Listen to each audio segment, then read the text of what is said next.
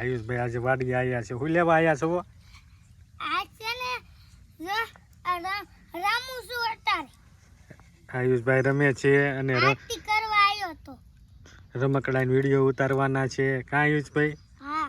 જો આયુષભાઈ રમે ને એવા બધા વિડીયો ઉતારવાના રમકડાના કા આયુષભાઈ? હા. તે જો આયુષભાઈ દરરોજ એ હાટું વાડીએ લાવવા પડે કા? હા. હું લેવા લાવવા પડે? રમવા રમકડેથી. જો આ ખટારો છે, ટ્રક ડમ્ફર કા? હા, ડમ્પર અને આ જીસીબી છે જીસીબી અને આ બધા રમકડા આયુષભાઈના કા આયુષભાઈ? હા, જો રમકડા.